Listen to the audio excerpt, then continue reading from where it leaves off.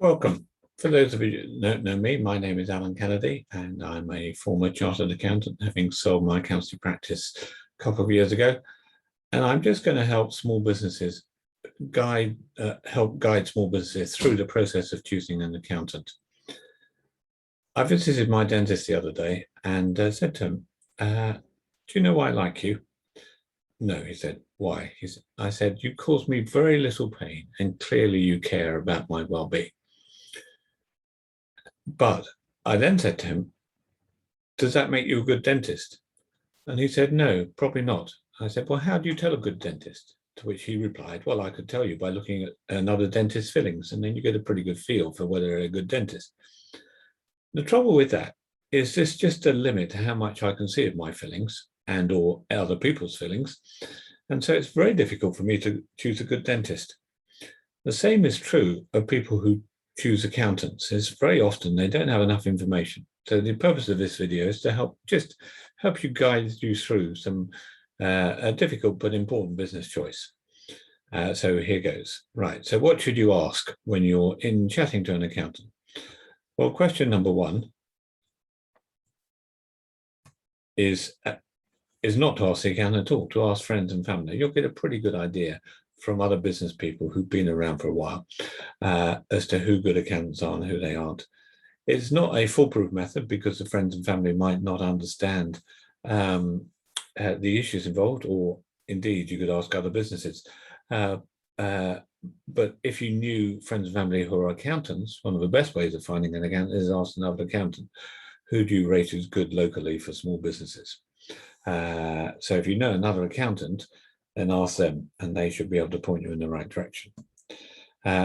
Question number two is, are they qualified? It's quite dangerous to employ an unqualified accountant because you have no real sanctions over them if they mess up. Also, there is a risk that their money laundering regulation is done by HMRC, which means HMRC has the right to come in and look at their files, which they don't for most accountants, except under certain very specified criminal conditions. Probably question number three is, are they familiar with your software? So ask them how many clients they have, for example, with Xero. Do they love spreadsheets? Do they like QuickBooks Online? Do they still support Sage Desktop? My personal preference is I might prefer Xero to QuickBooks Online, and I desperately hate Sage Desktop, but that's just a personal preference. If your accountant loves Sage Desktop, I would suggest he's a bit out of date. The other question you can ask them is, do they use invoice processing software? Because that will show they're quite up to date. Packages like Dext are very good. Also, Xero has its own. I'm a bit out of date with those now, but that's a good question to ask. So question number three is, how big is their firm? When I used to give consultancy to, well, I still do give consultancy to accounting firms, but when I used to do it a lot more than I do now, we used to do interfirm comparisons, and the average partner in the average firm of chartered accountants would have had 300 clients, which means on average, they can spend somewhere between 3 and 4 hours per client per annum. So if they got another large client who takes up a lot of their time, it means that you're not going to be speaking to the partner, and you might be speaking to the staff, and the staff might be very good, or alternatively, they might just want to get the job done because that's what they're targeted to do and not really care about your business. So a good question to ask is, how do they manage that problem? Okay, then I would probably ask the accountant about tax planning tips. Be specific. Give me some examples of tax planning tips you've got given over the last week, and you'll get a feel for whether they're proactive in tax planning, whether they hesitate.